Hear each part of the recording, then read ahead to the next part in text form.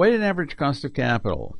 That's what we're going to be talking about. That's the name of this chapter, the name of the unit, name of everything. Well, not quite everything, but it's in everything, it feels like.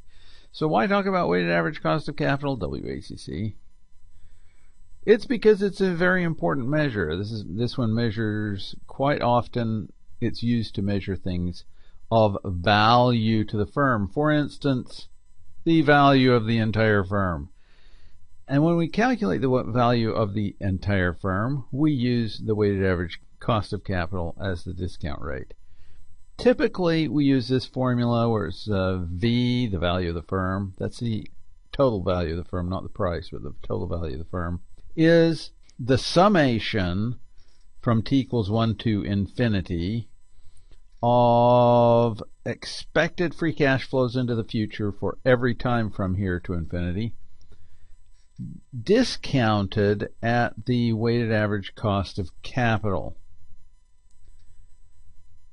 The second reason is, in the next chapter, we're going to be talking about IRR, MIRR, which are internal rate of return and modified internal rate of return. And we're going to get this rule that if we have a project that can earn a return greater than the weighted average cost of capital, it will actually add value to my shareholders. That's a good idea, because that's what we're trying to do. Therefore, it's the weighted average cost of capital that is that hurdle rate, and if I can get these projects and I go, well, I'm thinking it's going to give me this amount of a return on my investment, then I can tell whether I should invest or not invest in a new project.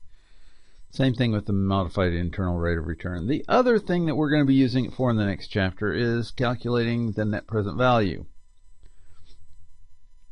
It's also used in things such as the economic value added, EVA.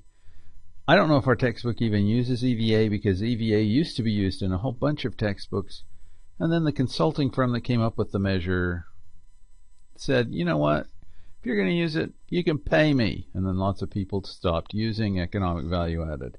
So whether it's used in the book or not, economic value added is an important corporate finance term, and it also uses the weighted average cost of capital. Almost anything that talks about the value of the firm at all is going to be using the weighted average cost of capital. It is the cost of capital. It's what we use in lieu of that, because we have so many different costs of capital.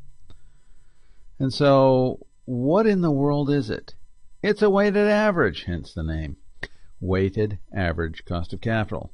And that, for some bizarre reason, people make this so much harder than it really is. Weighted average cost of capital is like the easiest concept in the entire book, if we'll let it be. But if you want to make it hard, I guess we can do that too. This is like a grade point average.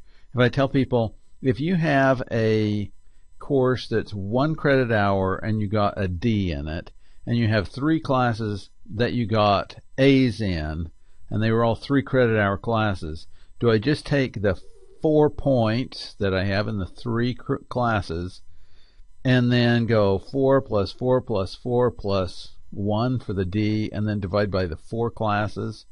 And the answer is no. Don't be stupid. The 1 credit hour class doesn't count that much. It shouldn't even count anywhere near as much as even a 3-hour class.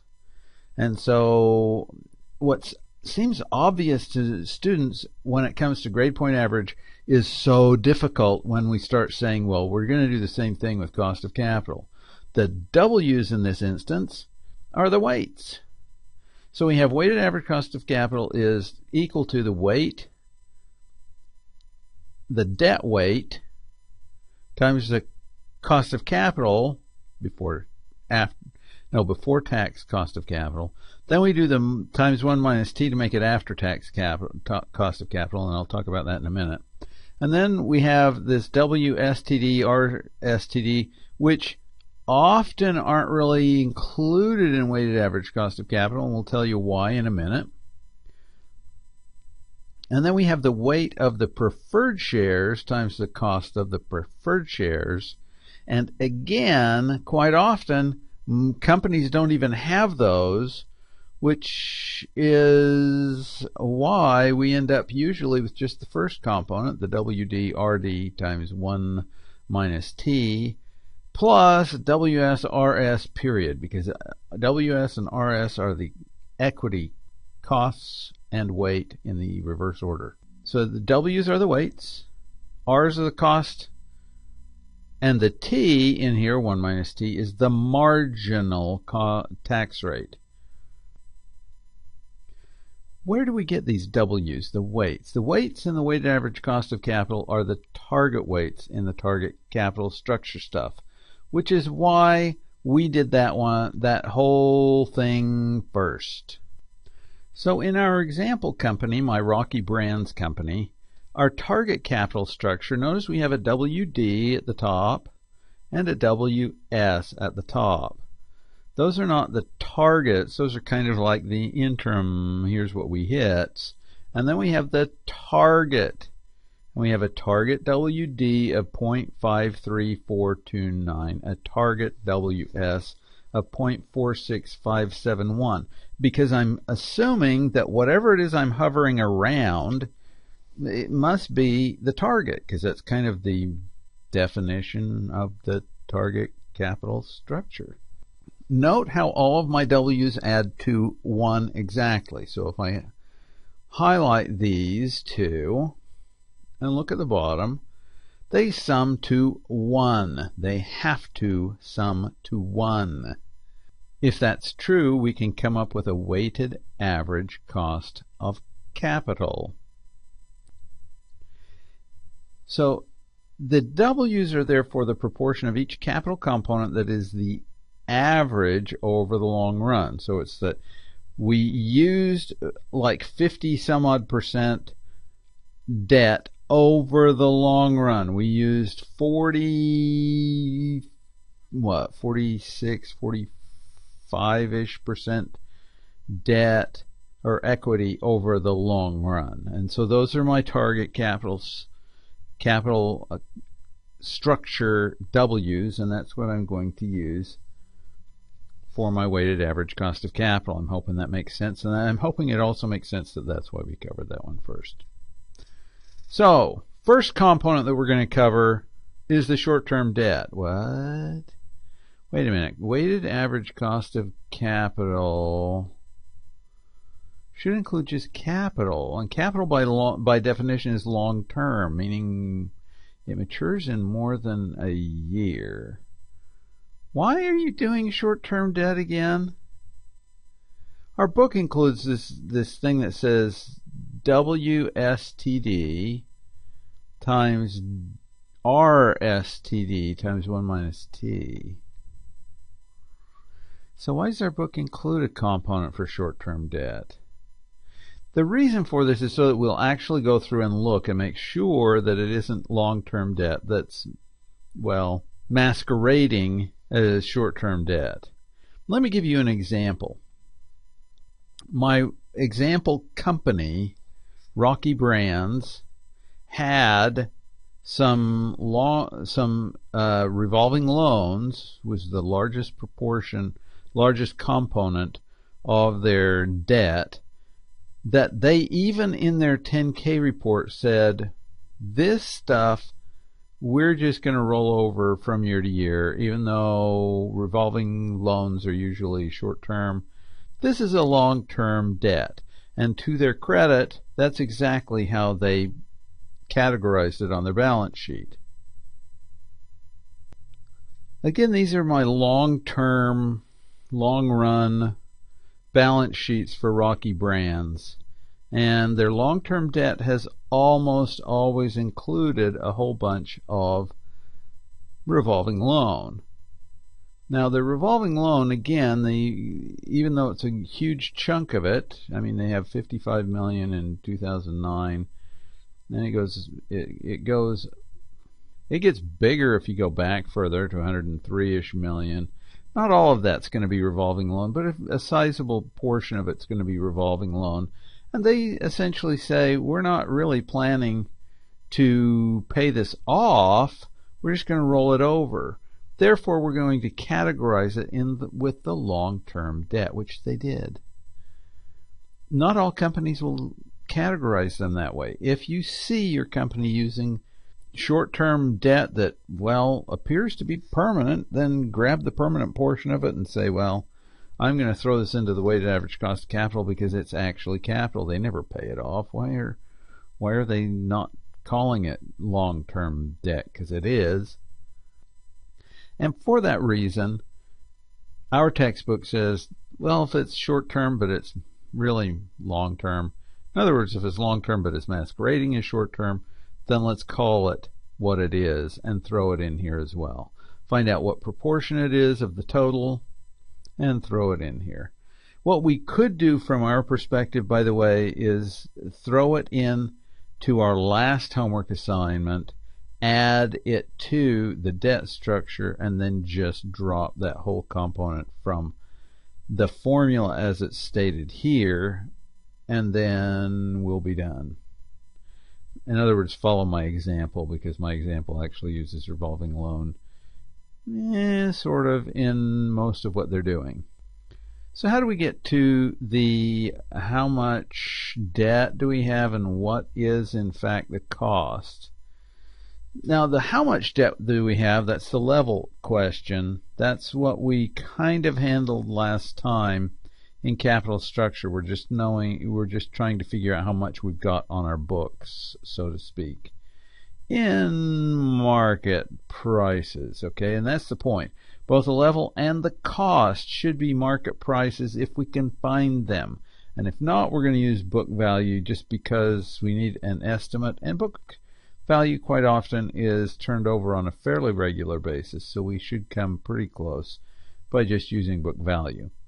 So to use the weighted average cost of capital in capital budgeting decisions, it's really important that we get the most up-to-date values as far as our weights are concerned, but even more importantly, that we get the costs right. The costs are critical, that we're using today's costs or future costs, but don't use way old historical costs. Get the costs to be as current as we possibly can.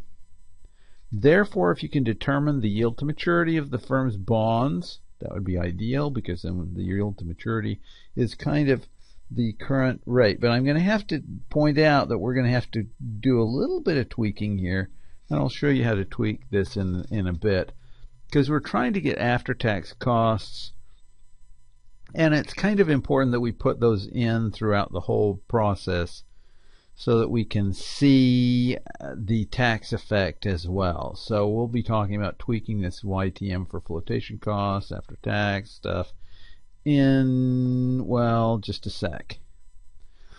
So many types of corporate debt, including revolving debt, may be tied to a floating interest rate. And if so, then contractually, they usually have a spread above that interest rate. So it will say, for instance, LIBOR plus 1.5%.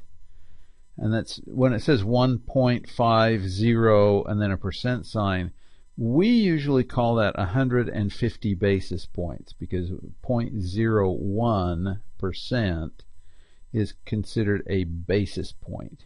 So the nice part about floating interest rates is when you're looking in the 10K, it will specifically tell you what the spread is, and then you can go out and look at a market rate, and it automatically kind of adjusts to here's what the price is that they're having to pay for their debt right now.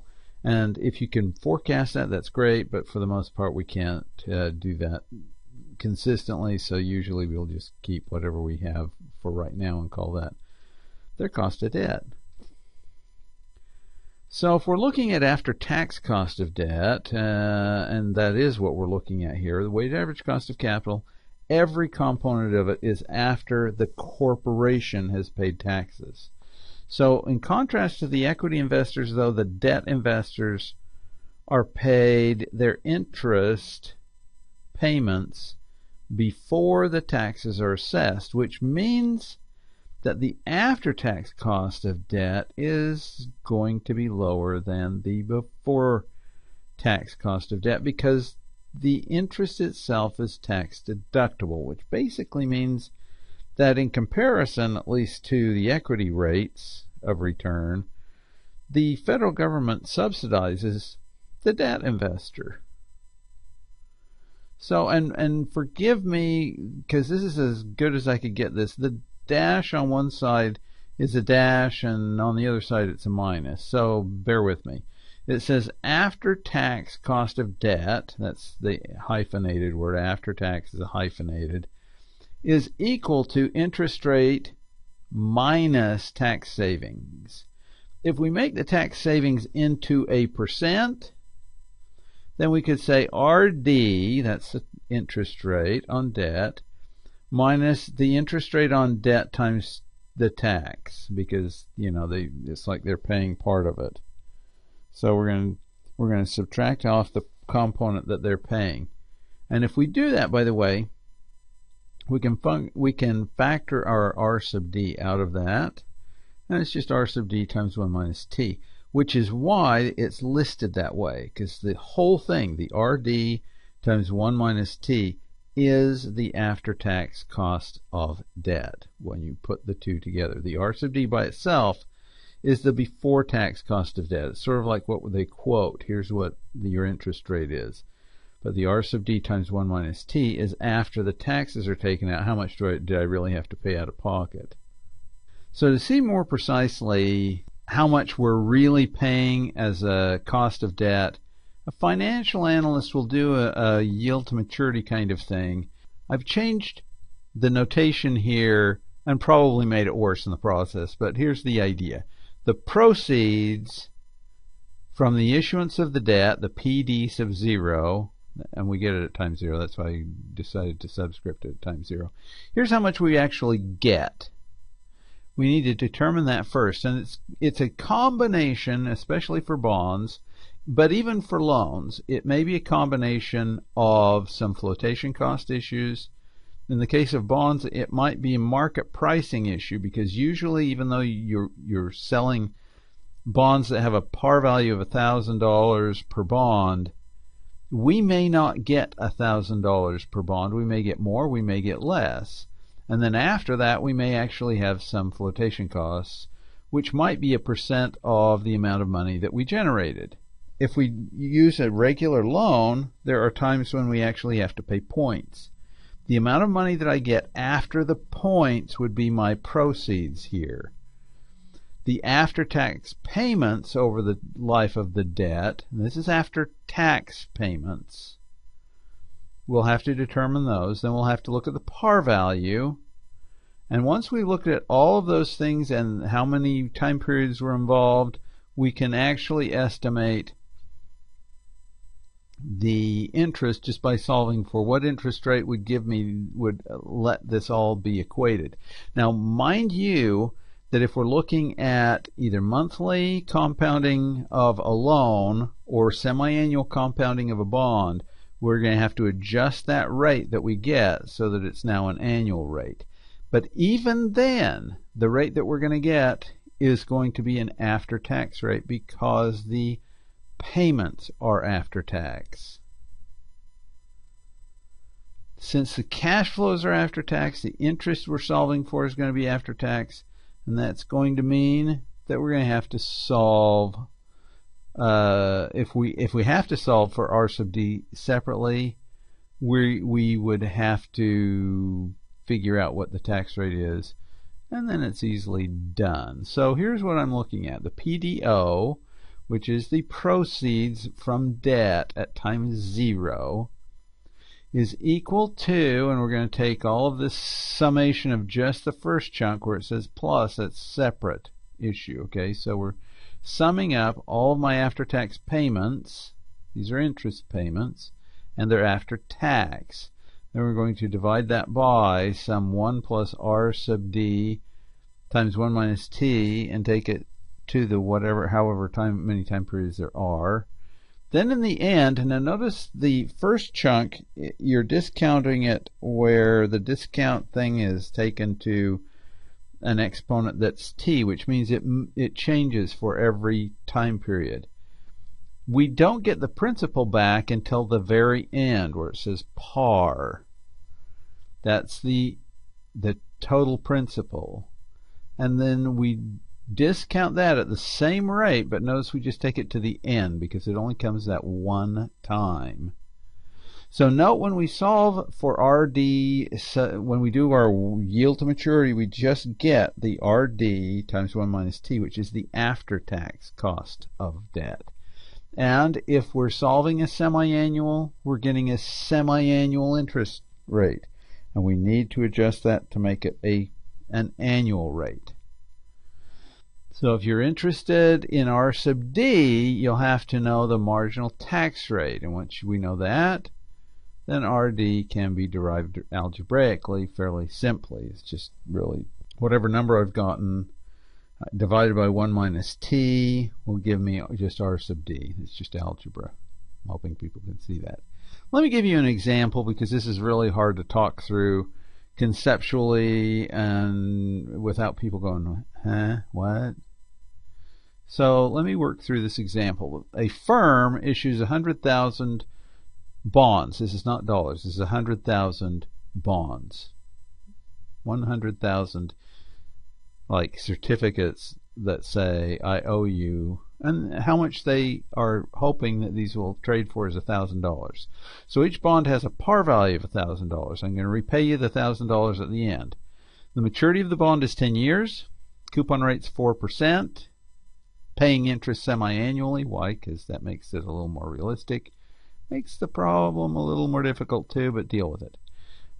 Due to slight mispricing in the market price when they finally did sell the issue was not $1,000, but $1,007 per bond, just to make matters worse. And the investment bank that we used decided to charge 3% on whatever we got. That kind of aligned our interest with theirs. They're going to try and get the best price possible. They got the $1,007, and I'm going to give them 3% of everything that they raised. I only keep 97%. That is what that means. I'm going to be looking at this, and we could do all 100,000 of them. I'm just going to do the 1,000 because we're used to doing bonds that way. Okay, to kind of get a good handle on this, let me do the following. I'm going to write down all of this stuff, and hopefully you have remembered this, and if not, you can go out and look at the PowerPoint where I have it, which I always post on the Blackboard site as well. So go back out, and if you haven't figured out where those are, maybe it's a good time to figure that out by now. So we're going to look at the par value, which is $1,000, and again, I'm going to be doing this per bond. So I'm going to say this is 1,000. The market didn't give me the 1,000. They gave me the $1,007. We have a coupon rate of 4.00%, and it's a semi-annual bond. We have flotation costs that are 3%.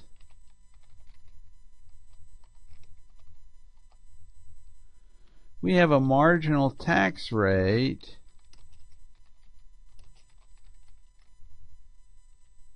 of 35%. Why, I need to get my fingers off of that dollar sign and onto my percent sign. What a goof. I have a term of 10 years. That's not percent. Thank you very much. Wow, what a dumb thing. Years. And let's actually bring that down a little bit. So what is my PDO? Meaning my proceeds from the debt in time period 0. We know I made the 100 or the 1,007, but I didn't get to keep it all because the investment bank took their 3%. So what I'm going to do is I'm going to say, let's see, that's going to be equal to the 1007 times 1 minus the flotation costs of 3%. That's what the investment bank's taking. So I end up with 976.79. And now I need to look at the coupon interest. How much do I have to write checks for the interest? Well, that's going to be equal to 4% times the par value, not the market value, the par value. And because it's semi-annual, I will also have to divide by 2. And I end up with 20 bucks. But remember that the 20 bucks I pay before taxes, so I'm going to do after tax interest payment is equal to my $20 times 1 minus the tax rate. Enter. Now at this point, I'm going to do this 2 different ways for you, by the way. The first one is just looking at the after, let's do after tax interest. This is my R sub D times 1 minus T. Oh, by the way, and this is going to be semi-annual. Just so that we know. Equal RATE. I'm just going to fill in the pieces. How many periods are there going to be? If I were to put out all of my cash flows, how many time periods would there be? Start at time 0, and then how many paybacks would there be? And the answer, of course, is the 10 years, but it's semi-annual, so it's 10 times 2. I'm going to actually do 10 times 2, comma, payment. Now remember that all the way through here that we're going to have to get the cash flows going in the right direction. So I'm going to say this one is really a negative because as the company I'm having to pay it. So that I'm paying 13 bucks after taxes. My present value, what did I get out of it at time 0? I got that, and it was positive, the 976.79. And then the last question is future value. Well, I'm going to have to pay 1,000 bucks. But because I have to pay it, it's a negative 1,000. Having to pay is a real negative, isn't it? And then we're going to hit enter, and I get some number that I can't see all of it, so I'm going to bring the decimal points out a little bit. So let's do the after-tax interest. Semi-annual is 1.43. Annual, this is APR, is going to be that number times 2. You're probably going 286 Bauer, and the problem is it rounds to 287. Nanner. And so that's the after-tax cost of debt, annualized. So this would be the one that I would actually be quoting. So I'm going to draw a dark box around that one and then come down a little bit further and say, so what is it before tax? What is it before tax? What is just the RD?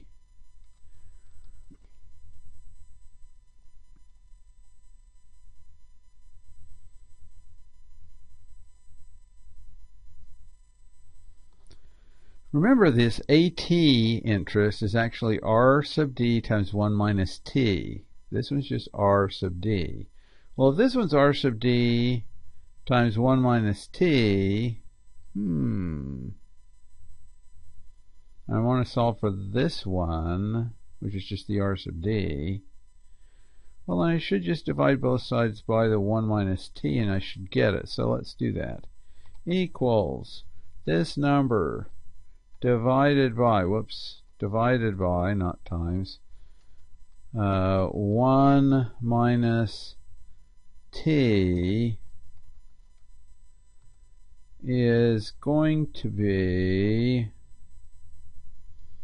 4.41%. Note that the coupon rate's 4%. What I'm really paying when everything's said and done, because of the flotation costs, because of the market paying a little bit more. By the way, paying a little bit more actually reduced my interest. The flotation costs, though, which were just 3%, added like hugely to the actual interest rate. It went from 4%, it went up by more than 10%, by them just taking 3% off the top. So be careful with those very small points, because that's what happens to them essentially.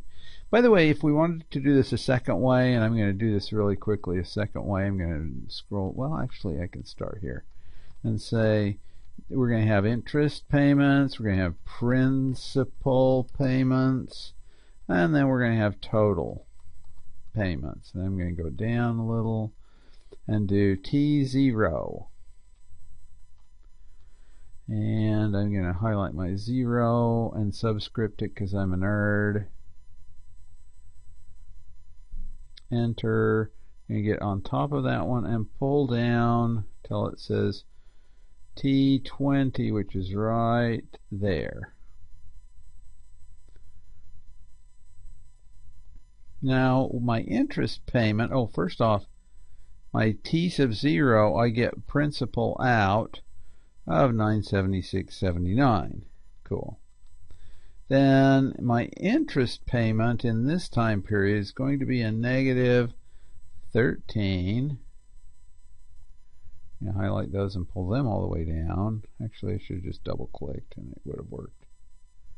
Wow, that didn't work. Okay, here, let me try this again because I tied it to an address and it didn't anchor the address. Come on, absolute value or absolute address. So I'm going on top of it, and then I'm hitting F4, hit enter, and then I go on top of it and double click, and they all turn to 13. So yeah, that's better.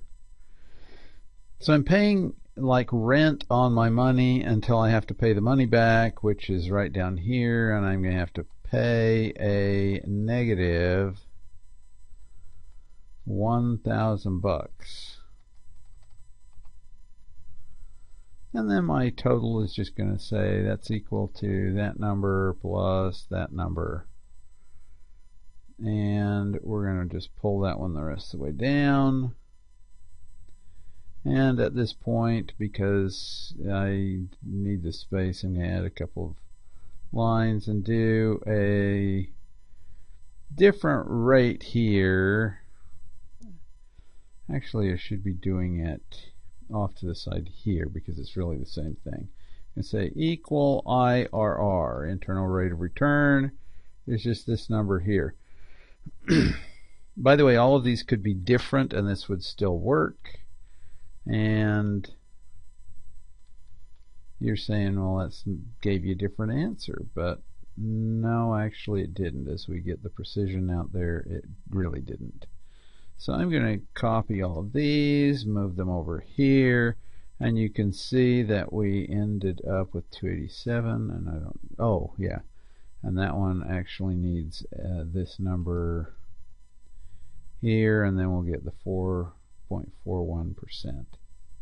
So we're getting the same answer, just two different ways. We can either use the rate argument, or we can specify the individual cash flows and do an IRR and get the same answer.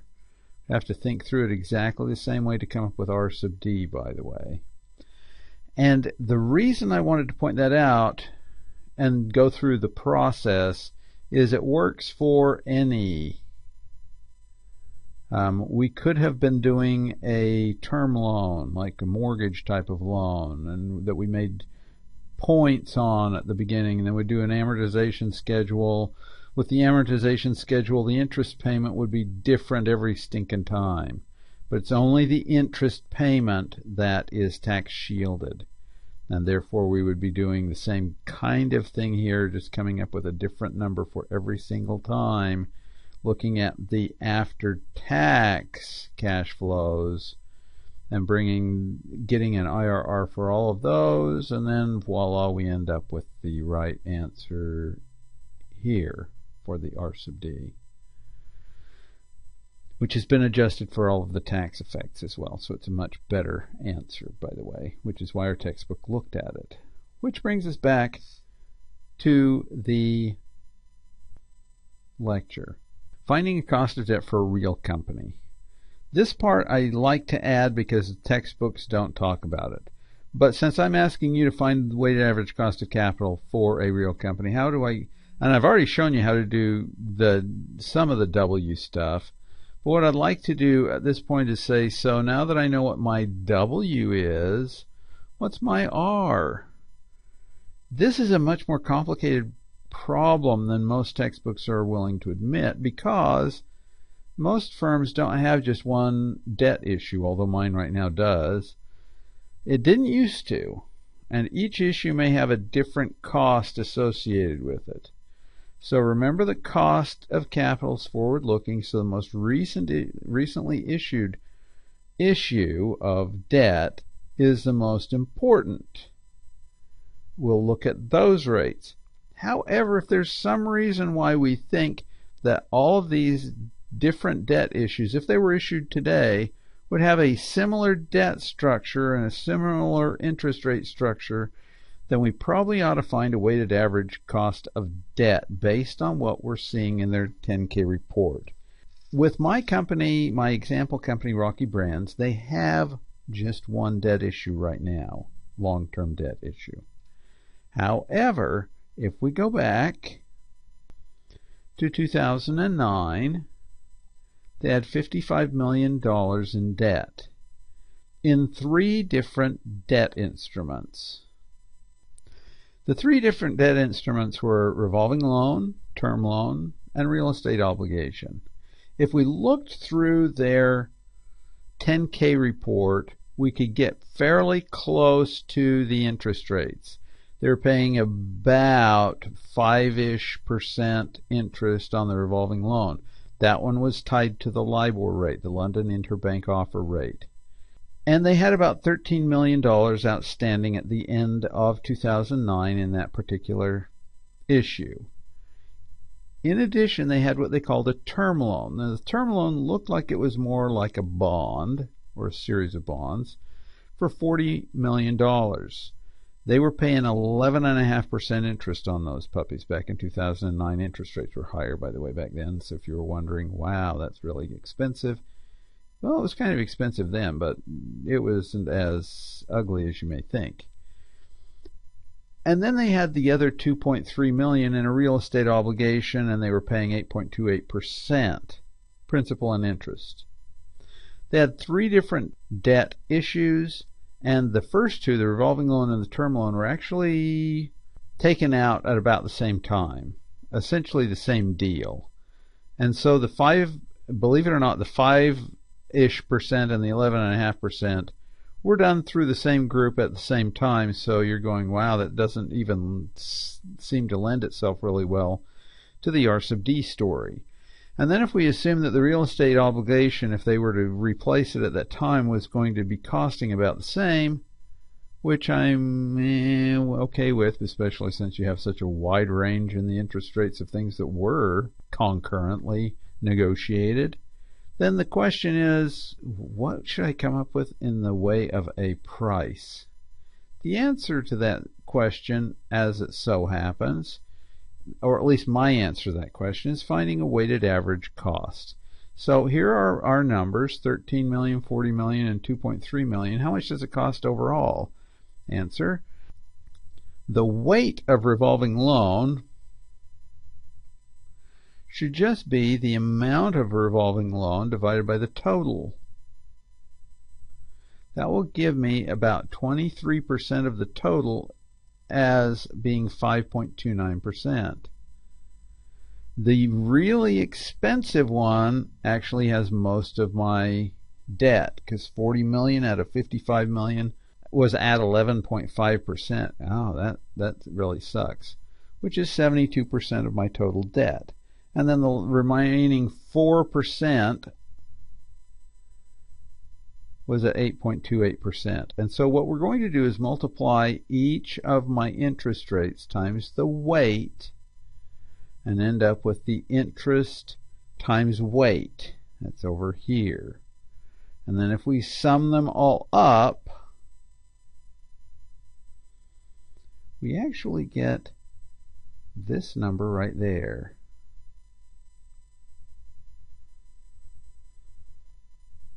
The 9.9%. It's closest, if anything, it's closer to the 11.5%, but that's okay because that's where most of my debt was. Then if I look at their approximate tax rate, which was 35.22% on average, and again, you could go up to 40% if you're saying, well, this really should be a marginal tax rate, we'll get an after-tax cost of debt of 6.41%. And this is the process that I'm suggesting that we go through if you have more than one issue of debt. Now, by the way, should I be looking at this for over several years? The answer is no. The R sub D is forward-looking starting right now, so the most recent stuff that you've got, that's what I would load in here to come up with all of these figures, okay? That's really the end of this particular video. So in the next video, we'll pick this up and start talking about preferred stock, cost of preferred stock, cost of equity, and then calculating that weighted average cost of capital and a few other issues in this chapter. So bear with me, and I'll see you in the next video.